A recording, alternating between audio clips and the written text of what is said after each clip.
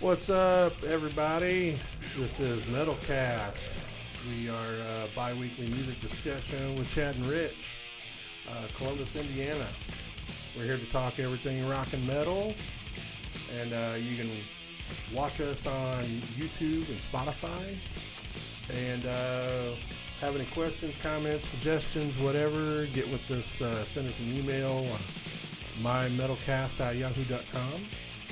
And this is our Annihilator episode. Annihilator? Yeah. So how you doing, cuz? Oh, I'm fucking great. Annihilator, that's some good speed metal. Well, yeah, I mean... thrash metal. If anybody has watched or listened to us since we started... Yeah. Then, you know, people know that Annihilator and Van Halen are my top two absolute favorite bands. Right. And they kind of coincide with each other, not necessarily in genre, but Jeff Waters is a major Eddie Van Halen fan. Oh, really? Yeah, he's nice. Yeah, he's like, that's his hero. His major influence is Eddie Van Halen. Cool. He's got all kinds of stuff. If you ever see his little videos that he does, touring his studio or whatever, he has Eddie stuff all over the place. Yeah, that's cool. Even in his cars, he's got the car seats covers. The car seat covers are you know, the red, white, and black stripe. Yeah. Yeah. So, and he's got like a 5150 flag outside of his studio. Oh, cool. Yeah. So yeah, he's major Van Halen freak. Right. Ain't nothing wrong with that. Oh no, That'll make them all bad. No, not at all. I mean, I've been really excited to do this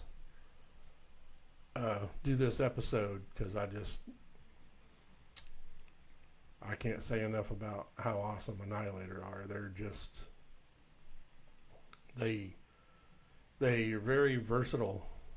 I mean, I know, you know, we'll get into that later on, but right. He's Jeff Waters is an amazing musician, and so well, you're coming in right off a pretty good high over our last episode. Yeah, man, which was you know, just last weekend. Yeah, that was so cool. Yeah. And then riding into Annihilator this episode. Yeah, doing our interview with the guys in Southern accents. That was like so awesome. And I forgot I was gonna look and see how many views we had on that, but I have no idea. I haven't looked. Yeah. But yeah, it'd be nice if it was millions, wouldn't it? Well, yeah, it'd be awesome. Hundreds, thousands. So people that have seen it that we know, they've commented, you know, that they thought it was cool. And well, yeah, and I hope cool. People do that are watching it, you know, because you know, I thought it was pretty cool, and I'd definitely like some feedback on. Oh yeah, you know, that was our first. Right, and because you know that's part of what we're doing here. You know, we're going to try and get all that kind of shit lined out that we can. Oh yeah. You know, I kind of have a thing for hanging out with fucking rock stars and getting fucked up. Well, those guys definitely made it easy for us because they were just so cool. They were right. They were just super awesome. Yeah. So hopefully we can see them again soon. I'm going to try to. But anyway, we can kick off with some rock news. What do you got? Well, really not a whole lot, dude. I mean, the fucking rock news lately, it seems like it fucking just blows. I wish some fucking rock star would lose his fucking shit. Do something stupid. Give us something to talk about. Even just something simple. What the fuck happened to Ozzy? I mean, come on. Well, he's just getting too old, I guess. Yeah. Rock and roll needs something fucking dumb going on. Come on. Yeah, I don't know. I came up pretty empty with it.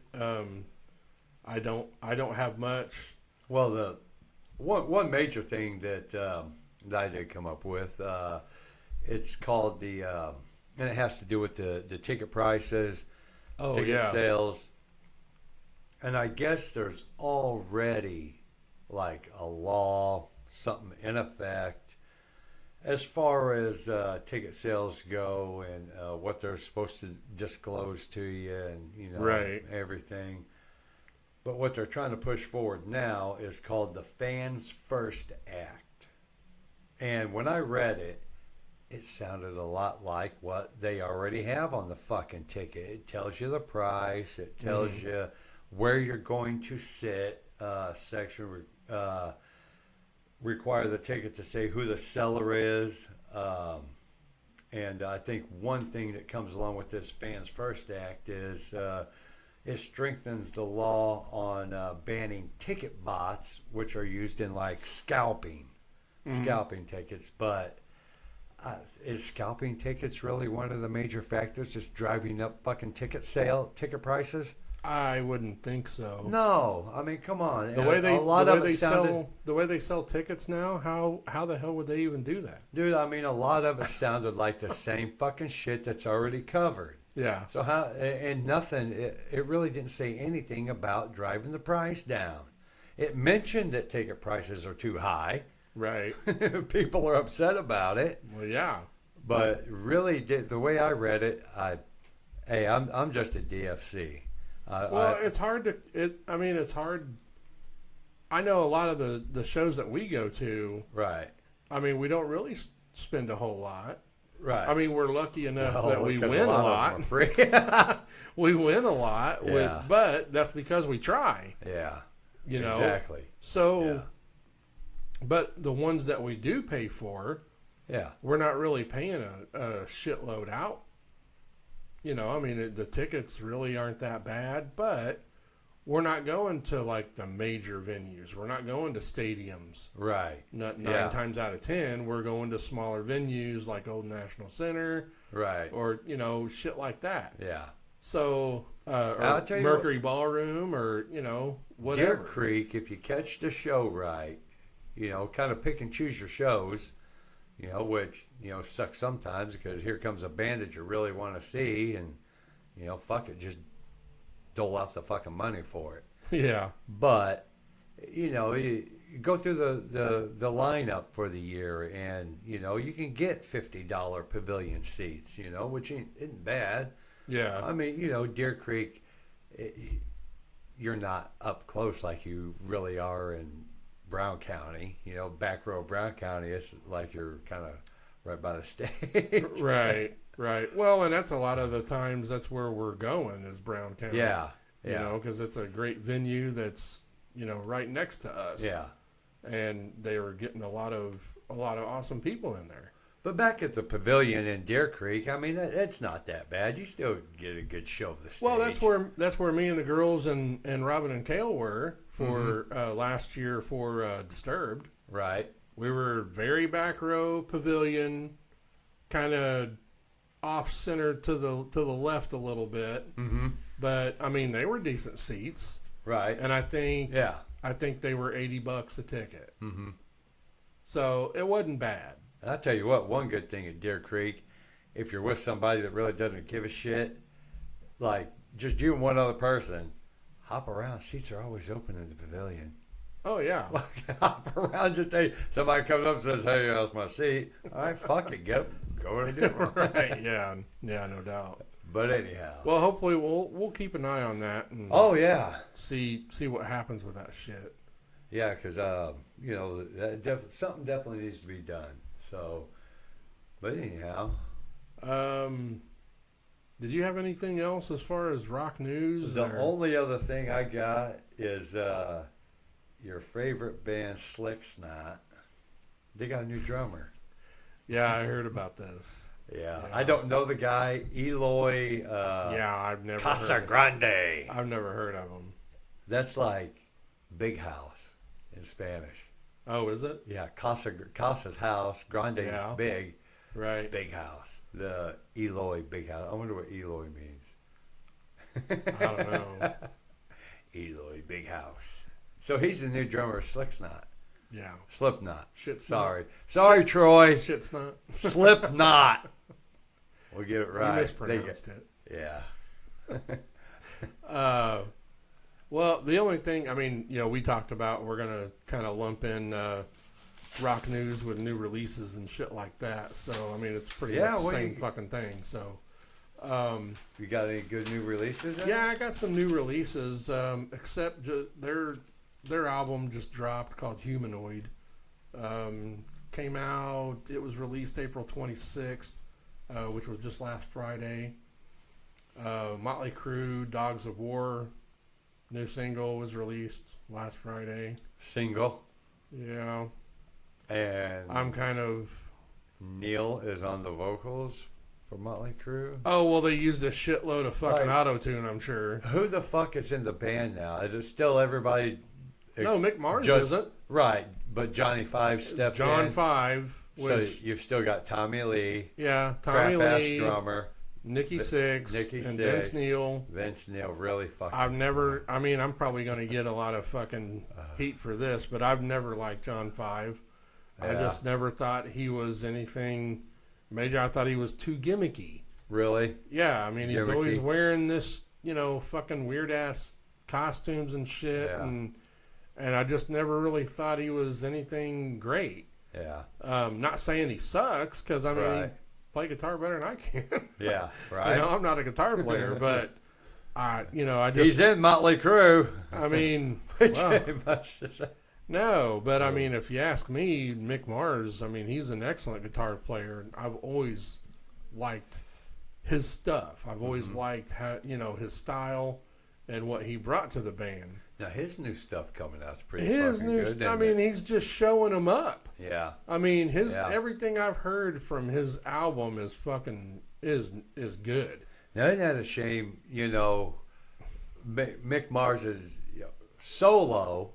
You more or less, Yeah, that's a solo stuff. Going solo and just shining over Motley Crue. Well, Motley Crue, and I've always thought this, even though I've been a big fan of Motley Crue in the past. Mm-hmm. I'm a fan of their early stuff.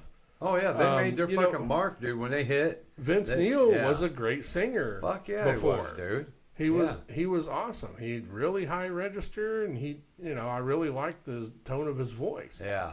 But I never really thought much of Nikki Sixx. I never really thought much of Tommy Lee. Yeah. They never did anything that impressed me much. Right. And I just thought both of them are pretty mediocre. Mm-hmm. Just my opinion. Yeah, mediocre gets popular. Yeah. They had catchy shit. That's really the only thing that you can say about Nikki Sixx is he wrote some catchy shit. Yeah. And that's what, but the stuff like off Too Fast for Love and Shout at the Devil, those, especially those two albums are my faves, and those really had some awesome stuff on them. Well, Shout at the Devil, that's one of them albums, it's good front to back. It is. It is. Really, and pretty much the majority of Too Fast for Love is. Yeah. I don't know. But anyway, right. You guys, check it out. Dogs of War, Motley Crue. I've listened to it once, and I wasn't impressed. The Dogs of War. It is dark, though. It seems like it's a dark song. Really? Yeah. But the video, I saw a portion of the video. It looks fucking stupid as shit. Man, it looks dumb. But anyway, everything else, the only other thing I got was it actually pertains to a member of our featured band today, which is Annihilator. Yeah. Jeff Waters. He did he released on the 25th, which was last Thursday. He released his solo stuff, which he's calling American Chaos. And instead of C's in American and Chaos, they're K's. Right. So just in case anybody wants to look it up or whatever. Yeah. I haven't delved into it yet. I've heard snippets of a couple songs. The first one is called Armageddon Boogie. Armageddon Boogie. Yeah, and right. it's stuff that's different from Annihilator. If you want to go on Annihilator page or Jeff Waters page, he's posted videos. I think he's got like 4 parts of videos that he put up where he's talking about the whole concept of it and how it came about and all that. I mean, it's really a product of the pandemic, Right? Because he has Water Sound Studios, which is a big badass recording studio, and then the pandemic hit, so Right. he started to do something other than Annihilator, so that's what this turned into. Sure. And it's actually a trilogy. So this was released April 25th, and it's the first part of the trilogy. Second album will be in 2025, and the third album will be in 2026. Oh, cool. So, Nice. you guys check that out. And he paid homage to Van Halen. He wrote a song on there called the Pasadena 4.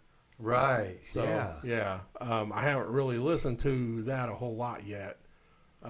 Just haven't really taken the time to listen to it yet. But what I've heard sounds pretty decent. I wonder if they're going to have some kind of a pre-order package for that. You said the first one's already out? Yeah, it just got released Thursday. Yeah, but I wonder if there is a pre-order package. That would be fucking cool. I don't know if there's a pre-order for like the whole trilogy. I know he's got a couple of different things going on with where you can get some cool like limited edition vinyl for what's already released, the Armageddon Boogie.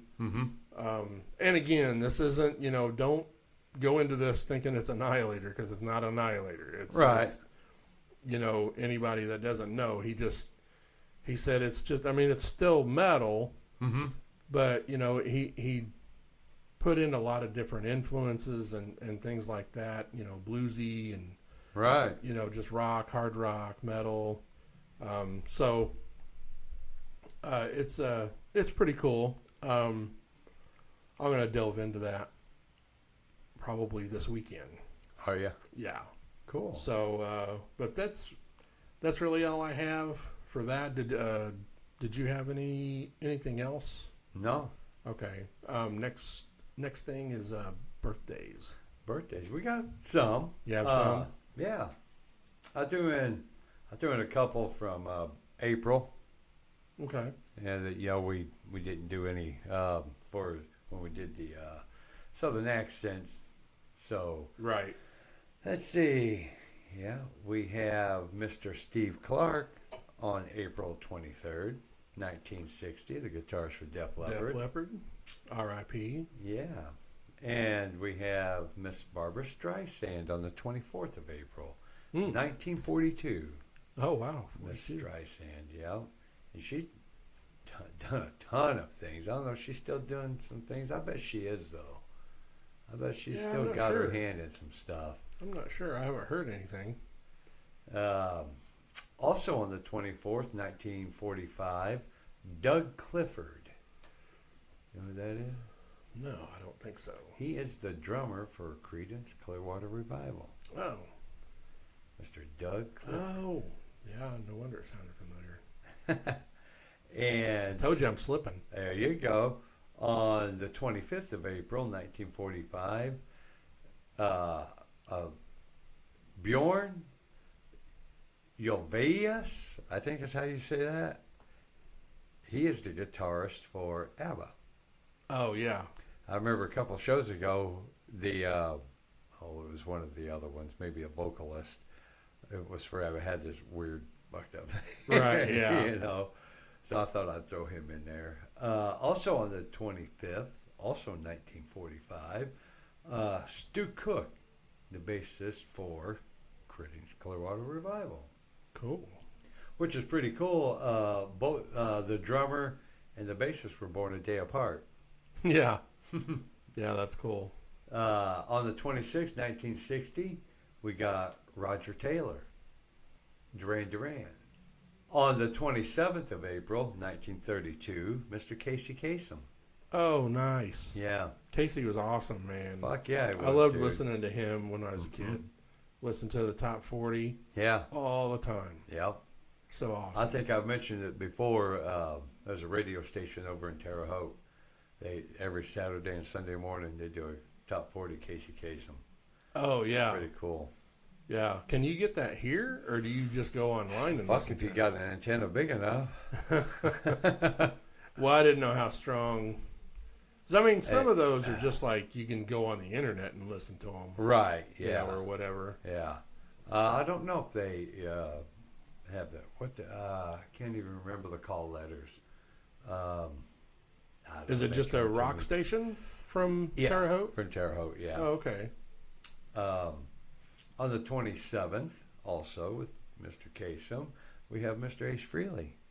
Oh yeah, yeah. He was. I saw him. I saw a little clip of him. He was talking. He was being interviewed by somebody. I don't know who it was, but they asked him about Gene, and I guess him and Gene, they're like cool. Oh really? Yeah, like it was kind of funny how he said it. It was like he said he has something. He gets some things wrong. Doesn't really tell the truth about everything, but he's an all right guy. That's what he said. Really? Yeah. So I guess he said that he had talked to him here recently. He was finishing up the mixing and stuff on his new album, and he was on his way to the studio. He was saying or something, and he said he was talking to Gene on the phone, and they were reminiscing about the old days when before they got signed and shit, and they were crammed in a van and, in New York? and eating bologna or whatever, so, I mean, so I guess they're on speaking terms, and wow. So I thought that was cool. Yeah. But anyway. And today we are recording our show May 1st, and that just happens to be my son's 21st birthday. Yep. Mr. Johnny Whistle, turning 21 today. And I do believe he is living up to full expectations of turning 21. He was looking like he was having a pretty good time earlier. There are two people named Roger Taylor. Mm-hmm. Okay. One is the drummer of Duran Duran. The other is the Roger Taylor from Queen. Awesome. So well, isn't that fucking wild? It is wild. Yeah. I never even realized that. Right. That's crazy. See, folks. Well, now listen. I don't feel so stupid. I was starting to feel fucking retarded. No. Yeah. See, you watch us and you fucking learn. We're educational. Yeah, absolutely. You learn something while you watch us every fucking day. Yeah. So I never even realized that. Awesome. That is crazy because when I typed in Roger Taylor, son of a bitch, it went away. But when I typed it in, you can see at the top, both of them come up. Yeah, musician, songwriter, English musician. Yeah. Yeah. There we go. So, musician, songwriter, and then English musician. The Roger Taylor from Duran Duran was the second listed. So English musician. Yeah. That's crazy. I never even realized that. No, that's pretty cool. I didn't know there were three of them that was in Duran Duran had the Taylor. same last name. Right. Wow. I wonder maybe, that's crazy. So, anyway. May 2nd, Lou Gramm. He was 1950. And Cinco de Mayo, we have Mr. Bill Ward. Black Sabbath. Yeah, Black Sabbath. And on May 8th, 1953, Mr. Alex Van Halen. Nice. Yeah. We got several drummers. The GOAT. The GOAT. Alex. 5'11", 1947, Butch Trucks. Does that ring a bell? Yep. Drummer for Allman Brothers. There you go. Yeah. He was awesome. Was he? Oh, yeah. I seen the name Butch Trucks. I was like, man, that's fucking cool. Yeah. His, is it his son or his nephew? Derek Trucks? He's a guitar player. He played with I think he plays with Dickie Betts. That's cool. Or did, because Dickie just passed away not too long ago. But yeah, that's Derek Trucks. I think he's a guitar player. Right. So cool. Maybe. I mean, I think that. Don't quote me on it. Right. And to wrap it up, May 14th, 1952, David Byrne. Ooh, Talking Heads. Yeah. Yep. Yeah, nice. So that wraps it up for our birthdays. There really wasn't a whole lot. I was thinking, since I was going to add some in for April, there at the end of April, I would have a shitload of them, but there really wasn't. Huh. Yeah. That's weird. Well, moving right along. Moving on. Is our MetalCast Spotlight. There we go. Our spotlight for this episode. Yeah. So, my spotlight is a band called Twin Ritual. They are from San Diego. They formed in 2016. Says they're a mix of post-punk and synth-pop. Oh, shit. They sound like 80s, like 80s pop. Mm-hmm.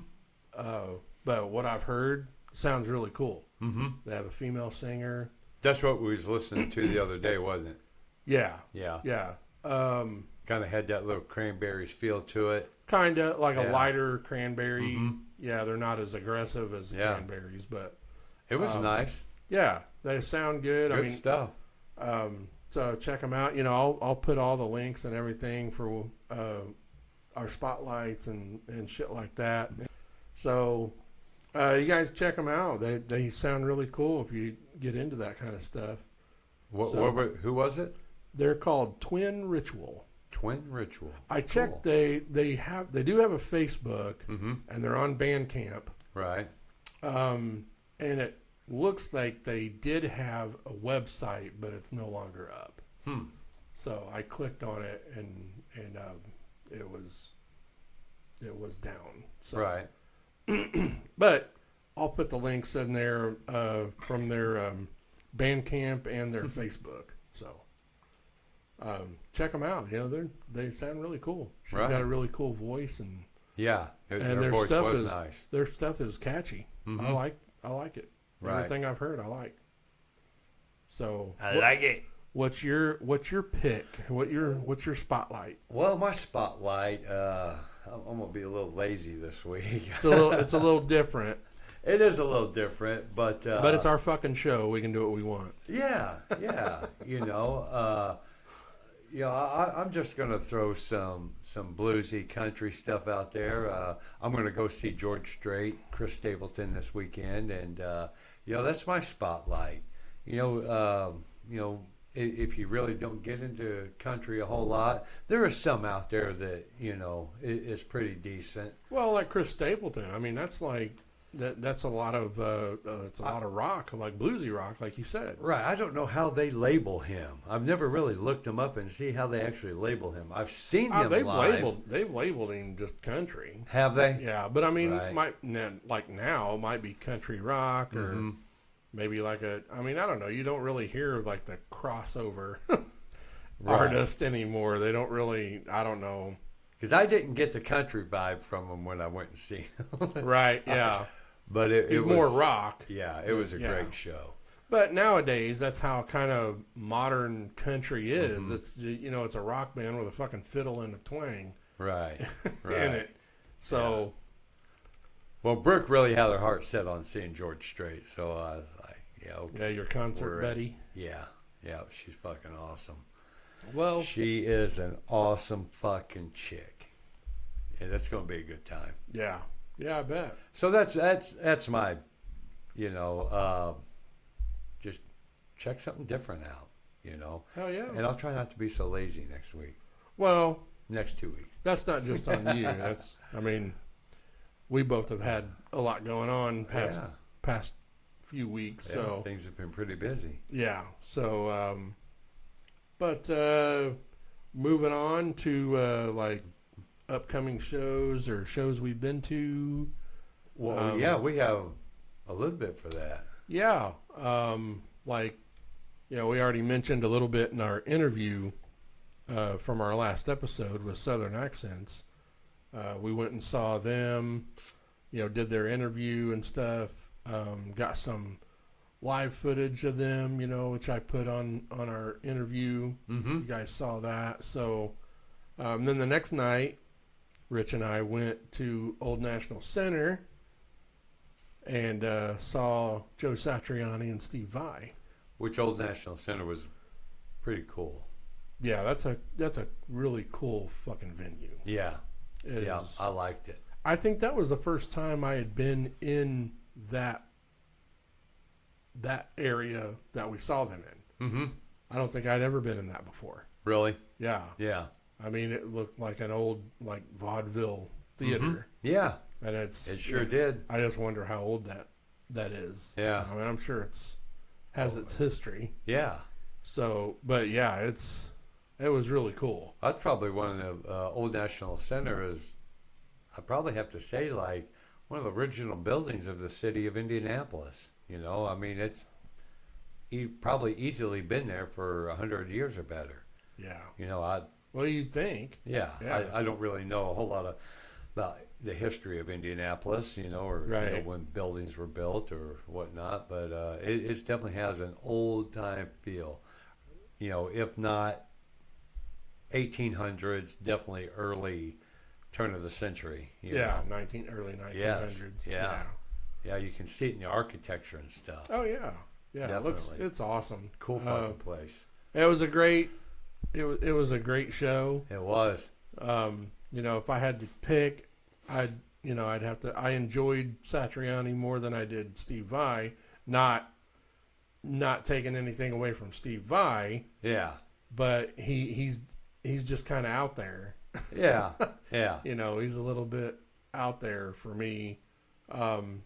And Joe, I grew up on Satch. Mm-hmm. The Surfing with the Alien album and Flying in a Blue Dream. Right. That's when, middle and high school for me. Right. And me and my buddies would listen to that all the time, like me and Hiram. It was just, especially those two albums, we like lived off those albums. Sure. And I think that's why I enjoyed Joe more, just because, just about everything he played, I knew, I was right. familiar with. I sure. was like, oh shit, yeah, this song is awesome, Yeah. And of course he played my favorite song, my favorite Joe Satriani song, which is Big Bad Moon. Uh-huh. Because he sings vocals on that as well. Yeah. So, yeah, it was great. And I know you mentioned, me and you kind of felt the same way about, like, they were not necessarily long-winded, but they extended songs out quite a bit. Yeah. Yeah, especially Vi did, and that gets a little annoying. A little bit. Yeah. You recorded they did Inner Sandman. I did. And you said it was like that. what, 12 minutes? Yeah. That was 12 minutes. Yeah. It was a long one. Yeah. Right. So, but it was, how did you post that? No, I don't think I did. I probably should. 'Cause I'd like to see it. Yeah. Yeah. But I don't know how long it would take to post. Yeah, it'd probably take a couple hours. Yeah. But yeah, but it was great. It was an awesome. It was awesome show. And I'm like you. I prefer the Satriani more than the Vi. Yeah. The Vi was cool stuff. That was my very first instrumental, more or less, concert. Yeah. Yeah, same here. I don't think I had ever seen. I've been to a bunch of shows and never been to one like that. So Yeah. it was a first, and it was cool. I liked it. Right. But yeah, Satriani brings more of the that metal rock vibe and sound. driving. Yeah. More driving. Yeah. It's more structured in my opinion. Right. But that guitar that Vi had, that was pretty fucking cool. Yeah. Yeah, that was. What he was doing with that thing was pretty wild. It had the 4 necks on it. Yeah. Yeah, that was pretty awesome. very interesting to watch him do that. Mm-hmm. I mean, and I love Steve Vai. Don't get me wrong. Yeah. You know, he is awesome. I love his work with, of course, David Lee Roth and White Snake. Mm-hmm. He was in Alcatraz, you know, with Graham Bonnet. So he's awesome talent. Right. Yeah. So upcoming shows. Sebastian Bach. Anybody out there a Sebastian Bach fan? Oh, Skid Row. Yeah. He will be touring the Midwest and Canada. I think there's some East Coast stuff. And it goes from May to June. And internationally too. I thought I seen a Spain or some shit, Chile. Oh, really? Yeah. So he's definitely getting around. He's getting out there. Yeah. And on May 31st, he will be at Hendrix Live in Plainfield, Indiana. And I did not look up to see what ticket prices were for it, but I wouldn't think too expensive. That would probably be, if you're a Sebastian Bach fan, that'd probably be a pretty reasonable show to go see. Yeah. And Plainfield's, I mean, that's, well, for not very far from us, but. Yeah. Well, and I'm sure he's going to do a lot of the Skid Row stuff. Oh, yeah. He'll be doing all kinds of shit. And we have Bob, Mr. Robert Rolf Feddersen. He's got some shows coming up. May 10th, he will be at Mad Hatchet Brewing, Shorewood, Illinois. May 11th, he will be at Side Yard in Sawyer, Michigan. May 17th, Gugman House Brewing Co. here in Indianapolis. That may be one we try to go see. Run into him. That'd be pretty cool. May 19th, St. Julian Winery in Union Pier, Michigan.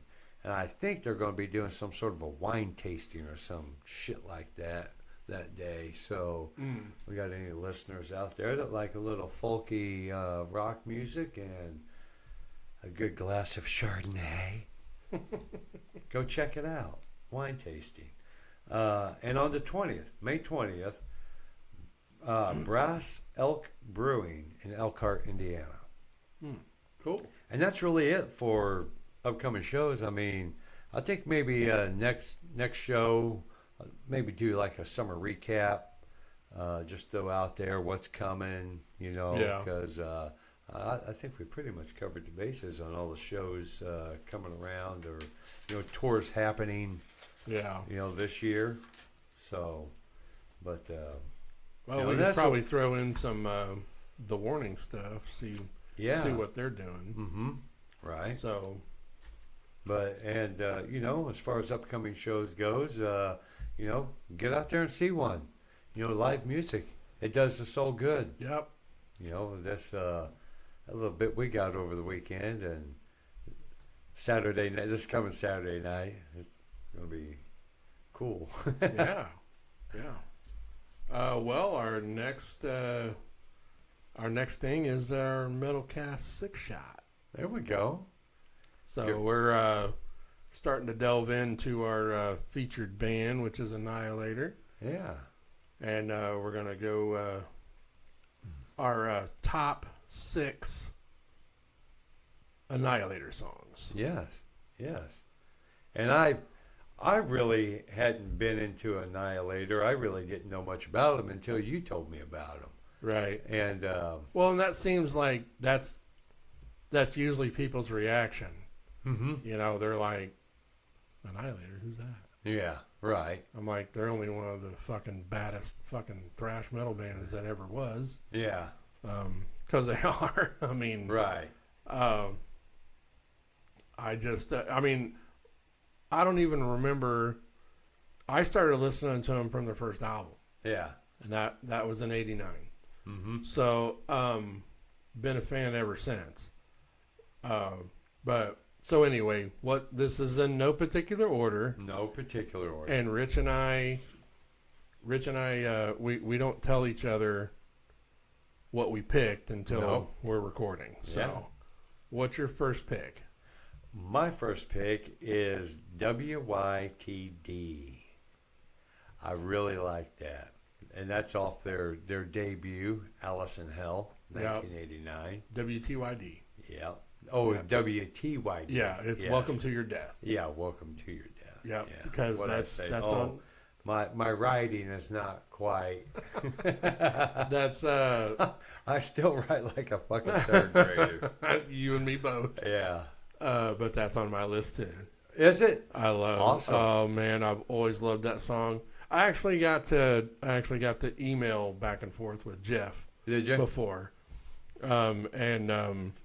he was actually going to mix and master what became the one metal band I was in back in 2016. That became our demo. Mm-hmm. He was going to mix and master, but he was just too busy. We weren't going to be done with the recording in time for him to do it because he was getting ready to go on tour. Right. So I had the privilege of talking with him back and forth a little bit. Mm-hmm. And I told him that was on my bucket list was to be able to jam Welcome to Your Death with him. So, oh, yeah? Yeah. Wow. There you go. Because that's probably my favorite song off of that album. Oh, yeah? So, yeah. And cool. And us doing the 6-shot for this was really fucking hard. Yeah. Really, really hard. I mean, they have 17 fucking albums. Right. That's what I was looking up, dude. Yeah. So, wow. They have been the Since ones 1989, I mean... Yeah, Alice in Hell came out in 1989. Metallica don't have 17 albums. No. You know what? No, they don't. Wow. I mean, they have been... Even when they say grunge killed metal in the early 90s, they were still the most consistent metal band. Yeah. Because hell, in '94 they put out King of the Kill. Right. Yeah. Fucking awesome album. Yeah. But anyway, what's your next one? My next one is the Burns Like a Buzzsaw Blade. Oh, burns like a buzzsaw blade. Yeah. Also from Alice in Hell. Yes, also from Alice in Hell. I didn't have to do a whole lot of writing. Yeah. For this episode. Right. Because I'm, all this useless information up here. That's right. I have a lot of it that has to do with Annihilator. Well, that's not on mine. Right. My next one would be Road to Ruin. Okay. Which is off of Never Neverland, their second album. Yeah. And that's about drinking and driving. Uh-huh. So that's... The Road to Ruin. Road to Ruin. That's an awesome song. What's your next one? My next one is The Fun Place, which is off the Never Neverland. The Fun Palace? The Fun Palace. See, Yeah. I tell you. My fucking... I almost put that one. Did you? Yes. I had one more song to pick, and I hadn't picked anything from Never Neverland yet. Mm-hmm. So my 3 choices were 6s and 7s, Road to Ruin, I was going to pick that 6s and 7s. and The Fun Palace. Yeah. Because I mean those 3, I love those off that. I mean I love that whole album, but Right. But so I picked Road to Ruin. There you go. But so yours is The Fun Palace. My next one would be Bled. Bled. That is an awesome, awesome song. It is to me it's unique because it mixes his vocals on there.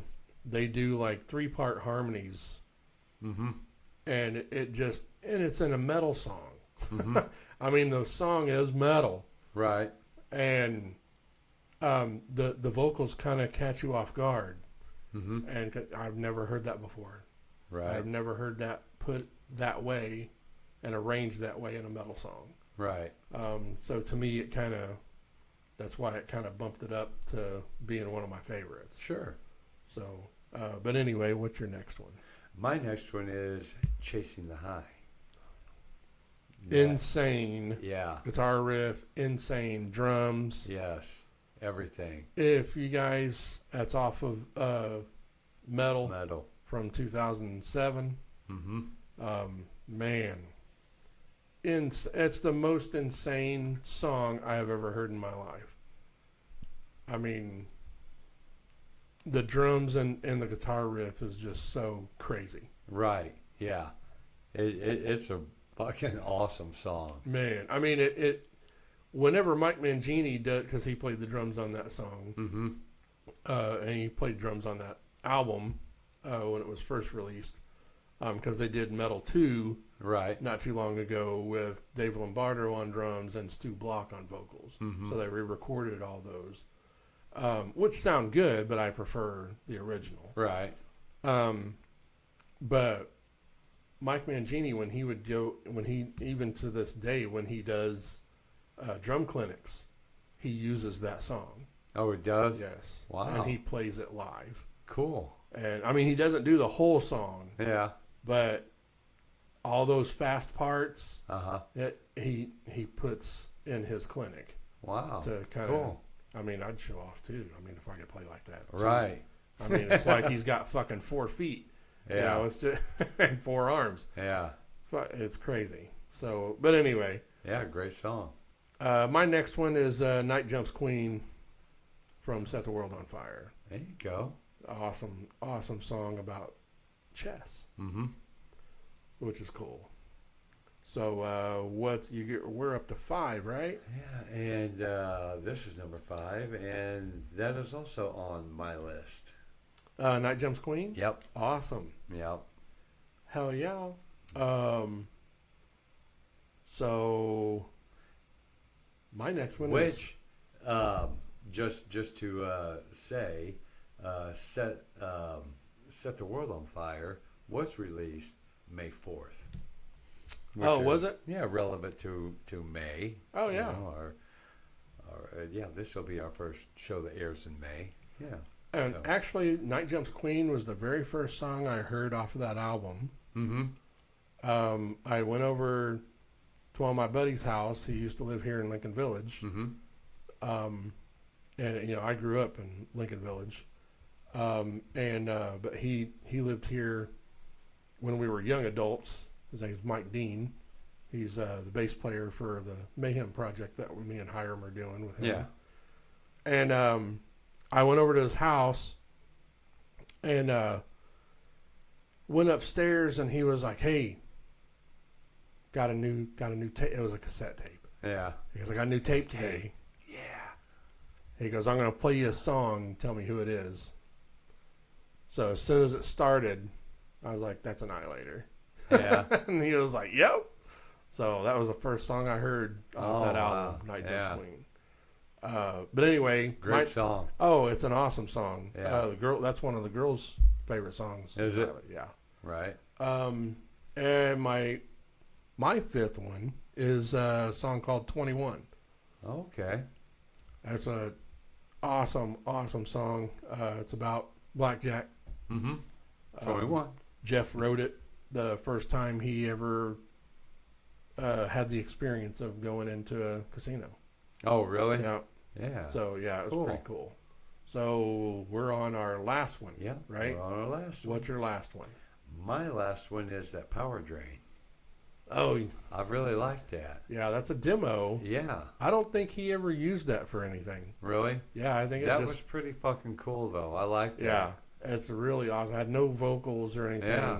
but it was just him and Ray Hartman, the drummer. Right. They were on there. It was just on their demo Yeah. when they did that re-release. Yeah, it was good. I loved it. Yeah, it was fucking awesome. Well, my last one is probably if someone told me I had to pick an absolute favorite song of Annihilator, Yeah. it would probably be this one, Oh, yeah? just Clown Parade. Clown Parade. I was going to pick that. Were you? Yeah. I don't know what it is about that song. I mean, just the drums are awesome. I did it on for a drum video for me and Darren's YouTube channel. So go check that out. I did Right. Clown Parade, a lot of double bass work in that, a lot of fun doing it. But then the riff, the lyrics, I mean, it's just awesome Right. song. Yeah. So, and it contains one of my absolute favorite lyrics. So so it's just an awesome song. All right. So that's probably my top one. There we go. So there you have it. That's our sixth shot. Our sixth shot for Annihilator.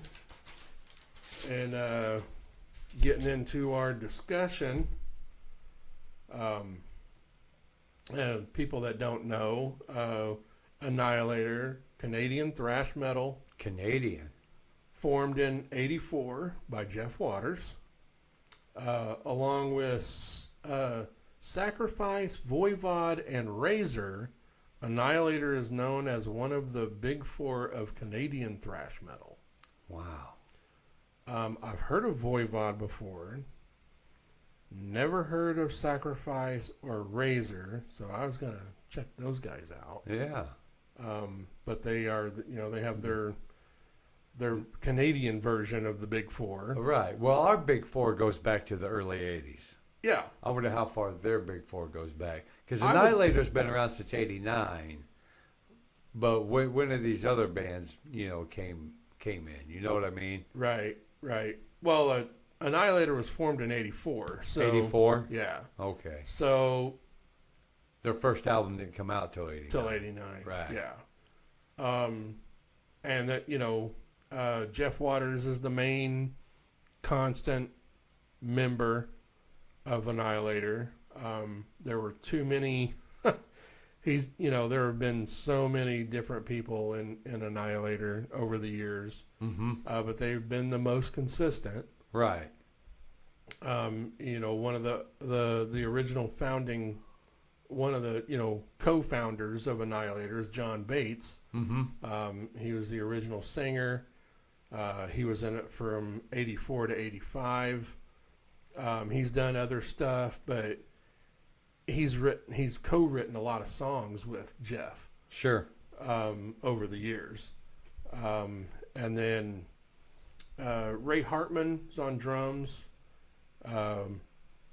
He's been with them, and he's actually their current drummer now. He came back. And then there's Wayne Darley on bass, 89 to 93. Randy Rampage was the vocalist from 87 to 89, and then came back 98 to 2000, and then 2018 he passed away. Oh. I was never big on his vocals. Mm-hmm. I really loved. He was only on the first album, and then he came in on, I think it was Criteria of a Black Widow. But for the second album, Never Neverland, Coburn Farr was the vocalist, and he had awesome vocals.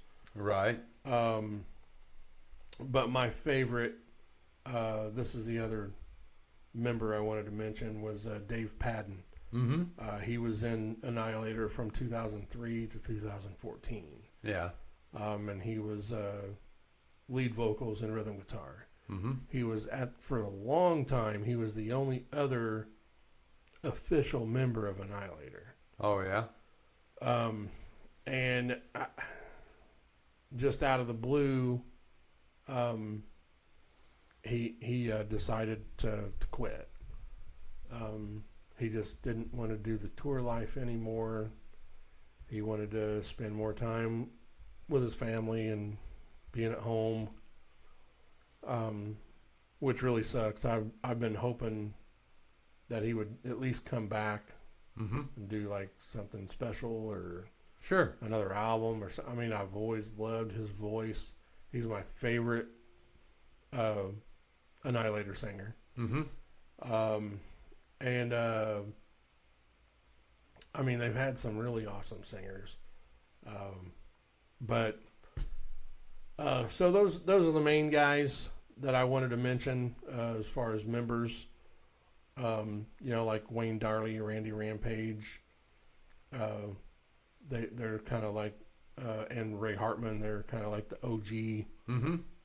Classic lineup, I guess you could say. Sure. They played through, the first two albums, which Never Neverland was probably their most successful album. Of all of them? Yeah, because really? That at least in the United States, mm-hmm. because they were able to, that was the only time they've toured the U.S. was on Never Neverland. That's it? Yeah. Wow. And they were on Testament was the first one to pick them up, and then they got on Judas Priest tour in the States. So that really helped them. They were really successful. It was a really successful tour, but they've never been back. And speaking of Judas Priest, they just played Indianapolis. Did they? Yep, they sure did. I think it got a good review. Oh, so really? Good for Judas Priest. Oh, yeah. Yeah, I think they played Everwise, or what the fuck they're calling it now, White River State Park. Oh, yeah, right. It may be Everwise still. Fuck, I don't know. Yeah. Change the name again, motherfuckers. Right. But Annihilator. Yeah, they're just so versatile. I mean, they have.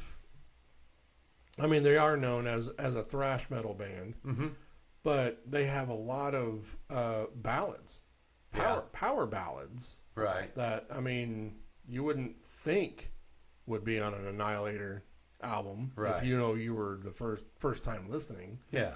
Because I mean, they're just beautiful songs. Jeff is unreal. Yeah. He wears many hats. Right. In Annihilator, he does all guitars. Every single album, he's played all guitars, all the bass, produced, wrote all the music, arranged, mixed, mastered. Wow. Everything. He knows what he's doing. He does fucking everything. Right. But yeah, he's played on all of them with all bass. Sure. And I was gonna show you. See, what was that? They've got 17 studio albums. Right. 3 live albums.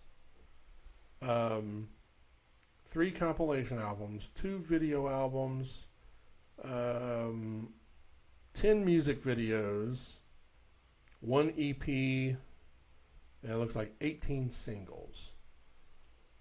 Right. Like you said, Metallica don't even have 17 studio albums. Right, right. And they've been the ones that are most consistent. They're just, man, I just a lot of awesome music, and I have heard that Jeff, he must be really, really tight-lipped about it. But from my understanding, he writes for other artists. He writes country, ballads, all that kind of stuff for pop artists, country artists. Right. All that kind of stuff. He's a excellent songwriter. And he's one of the riff masters as well when it comes to metal. Right. But yeah, he does all different talented. Kinds of writing. Oh man. Fuck. He's just crazy talented.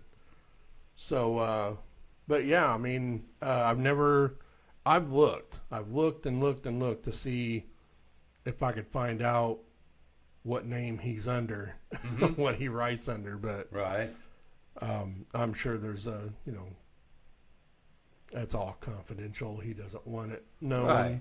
Yeah. And that's another way for him to supplement his income. Right. I'm sure that's a freaking awesome way to make money. Sure. Because I mean, he's an excellent songwriter. So I mean, you can listen to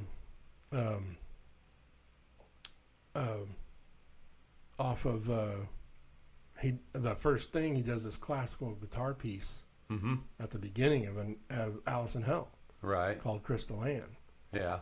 And then there's Phoenix Rising off of Set the World on Fire. That's an awesome ballad. Sure.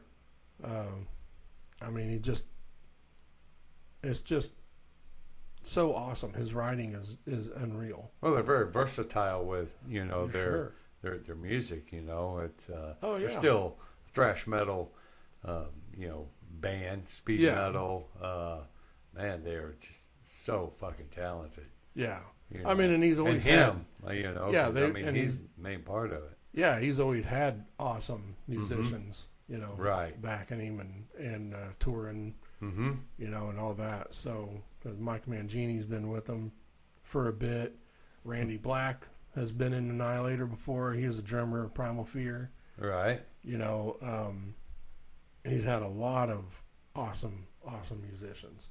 So, and I guess, you know, I can mention 48 total, or 47. 48 Yeah. plus him. Right. I mean, and some very talented people, like you said.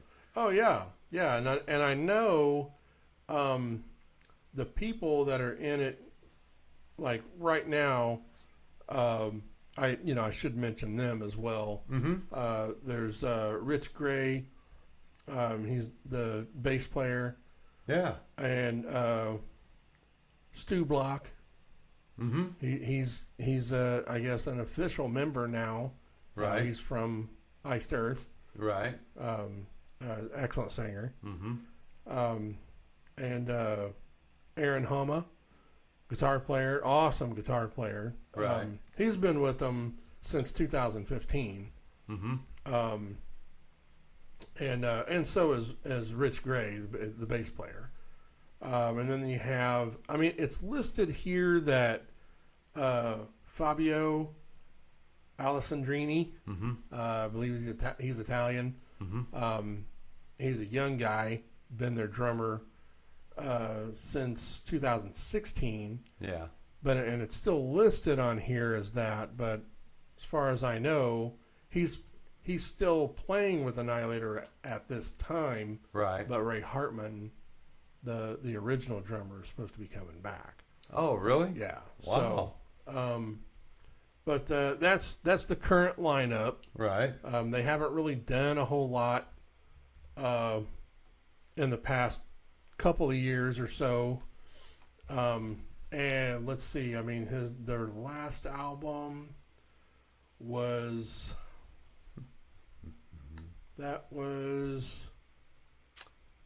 it's Metal 2, Right. but the last studio album was Ballistic Sadistic, which was in 2020. Right. And you know, Jeff has been covering lead vocals ever since Dave Padden left. Yeah. Up until here recently, when Stu Block came in. Right. And Jeff's been doing a great job. You know, the first album he sang on was King of the Kill. Yeah. Which was in 94. He does a great job. He has a great voice. And you know, he does a lot of he's always done a lot of the backing vocals. Mm-hmm. But Feast was Dave Padden's last album, which is an awesome album. And as soon as Dave Padden left, Jeff took over vocal duties. Mm-hmm. So he was lead vocals on Suicide Society, For the Demented, and Ballistic Sadistic. So he's done really awesome. Right. Like we said, he's super talent.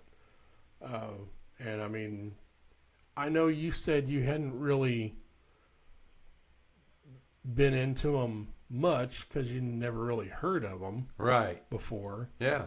But I know you really like the album Metal. Yeah. Which that was in 07, I believe.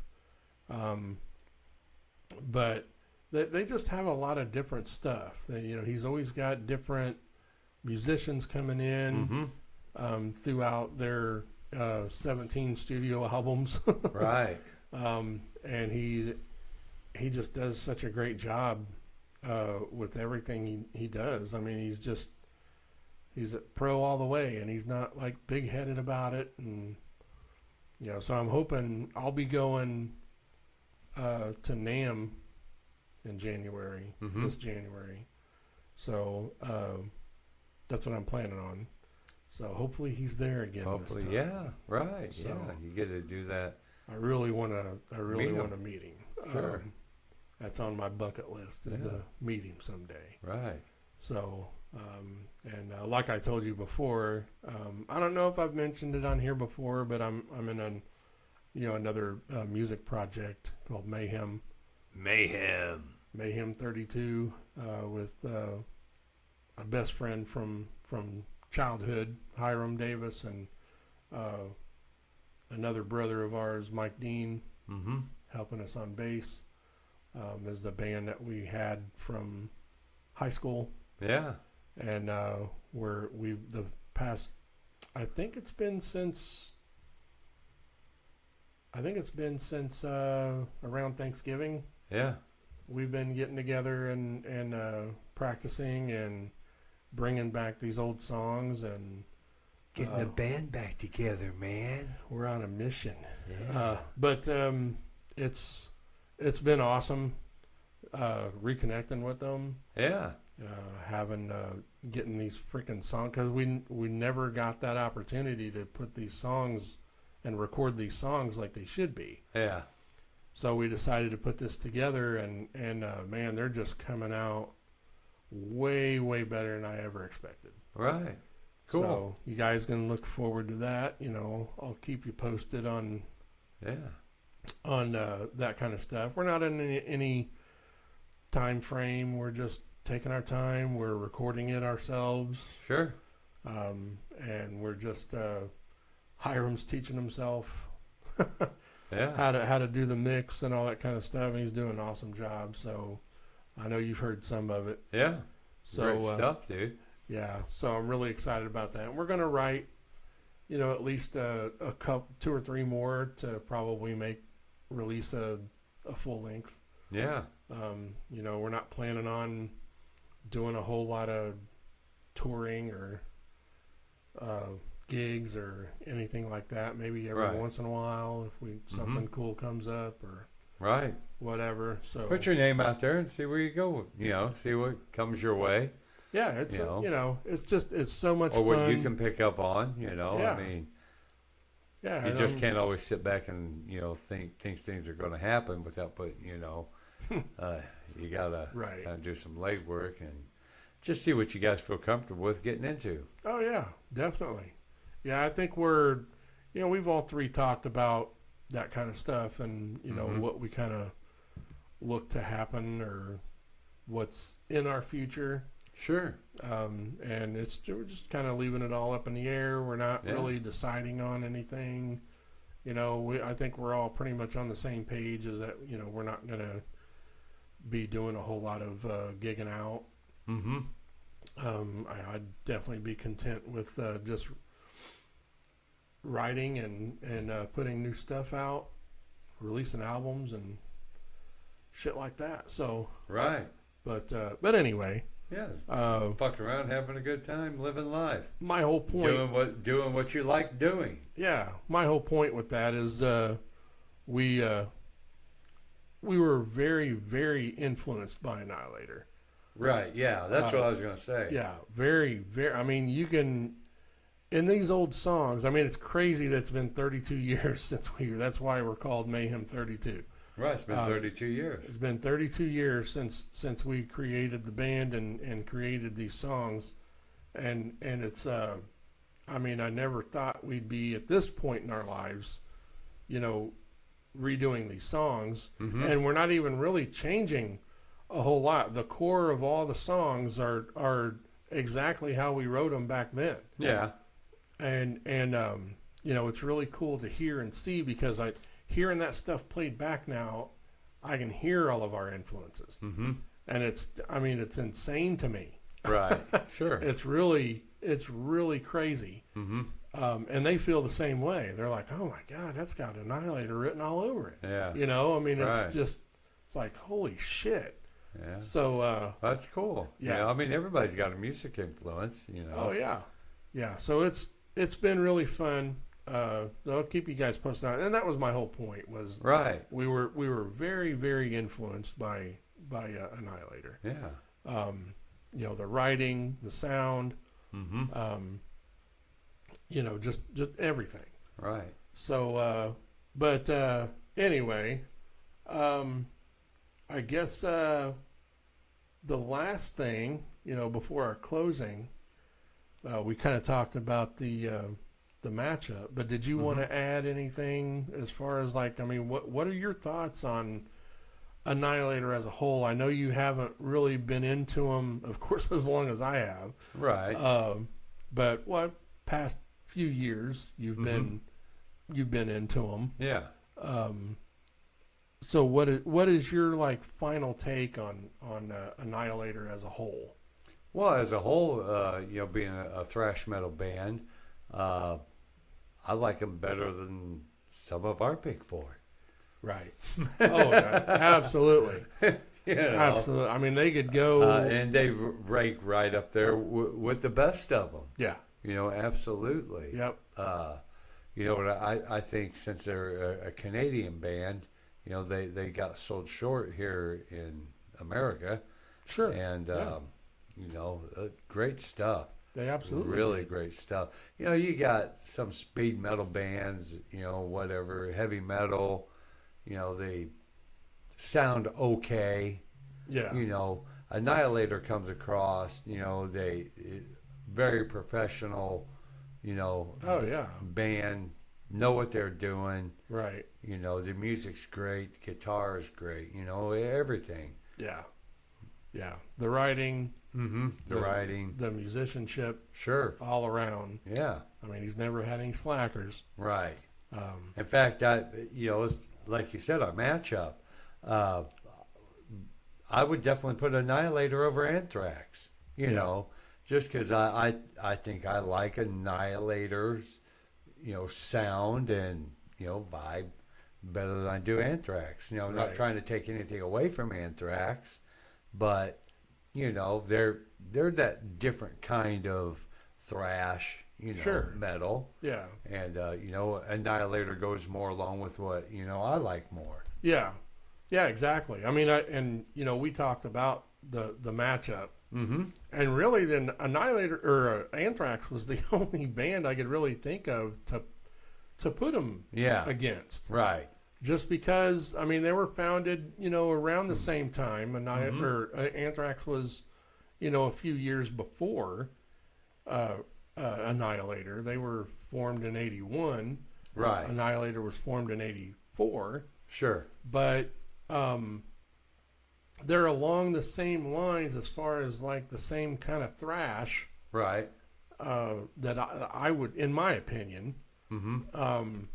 And I would definitely, I would lean more towards Annihilator just because I'm like you. I like their vibe, their sound. Sure. More, but not to take away from Annihilator because I've always been a major fan of Annihilator. Right. Always. They're absolutely great. I would say we're probably going to have them as a featured band, at some point. Mm-hmm. I've always been a major fan of Annihilator or Anthrax. Right.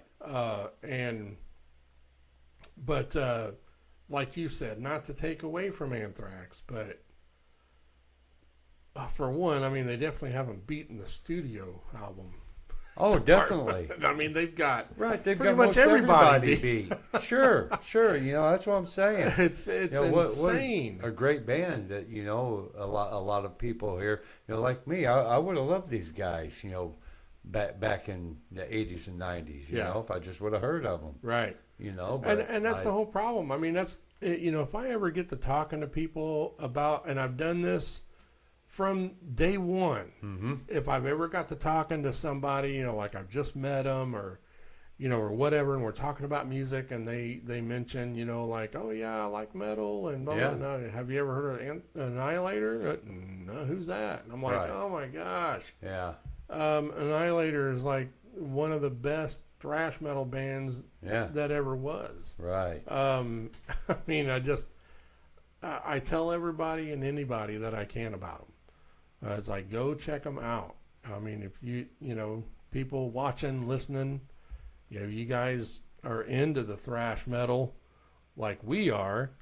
You like Anthrax, you like Metallica, Megadeth, Slayer. I mean, they've got something that you're gonna like. Yeah, absolutely. Because they are very versatile. Yep, absolutely. It's just they're just awesome. Their albums are great. I'm not saying every album's unskippable. Yeah. Songs, but the majority definitely outweigh absolutely everything else. So check them out.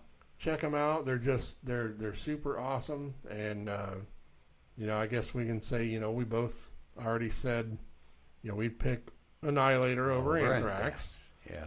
So but Anthrax is awesome too. That's right. But anyway, hope you guys check out Annihilator sometime. Check out their shit. They're awesome. Yeah. We in closing, I will make sure I put all the descriptions and everything in the the links and the descriptions. Rather, if I can fucking talk. And that was radio station out of Terre Haute, WBOW. Okay. So anybody out there listening, if you can tune in WBOW Saturday, Sunday mornings, and you like Casey Kasem Top 40. That's cool that they replay old that. Classics. Yep. And it is it's some pretty good stuff. That's really cool. Yep. So there we go. Yeah. Get with us. Let us know what you like, what you don't like, or say hey, or we suck, or whatever. MyMetalCast@yahoo.com. That's it. And the next show topic is Elton John, correct? Elton John, yes. Yeah. So that's going to be our next show. That's going to be a great one. And don't forget to watch and listen to us on YouTube and Spotify. Mm-hmm. And go check out our past episodes. Right. I think we do a pretty decent job. I'm trying. Like a motherfucker. Yeah. That's all we can do. Yeah. But it's fun. Yes. I have a good time doing it. I sure do. So, check out the past episodes, and, we've done quite a bit so far. Right. And our local mentions, check out me and John Darren White. We have a YouTube drum channel called Who's Your Drum Channel. We got a lot of different playthrough and tribute videos on there, us playing. A lot of fun. And 13th Floor Music in Seymour. Yep, Mr. Mark. And 96.3 WJAA in Seymour. Check them out. You guys are local. And 106.1 The River here in Columbus. And WNDX 93.9 Indie Metal. They play a lot of good stuff. Yes. So, plug the Brown County Music Center. They have a lot of good stuff. Absolutely. Go see a show. They have all kinds of people coming all the time. They have a lot of good shows. Mm-hmm. I think they're doing an excellent job. Right. So go see a fucking show. Right. Get out. Enjoy some live music. Yep. So hope you guys enjoyed this episode, The Annihilator. And we'll see you next time, and stay metal. Keep on rocking, motherfuckers. Suddenly here, reopen doors and flow. While the children must have felt the faithful and rock rolls. What is Gabriel show?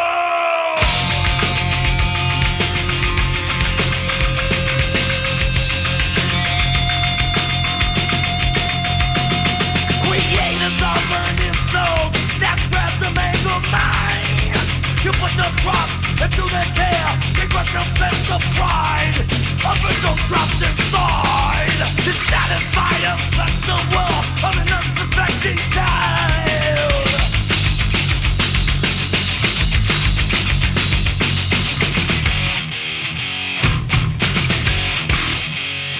Brave in disguise, storm and hide in their eyes.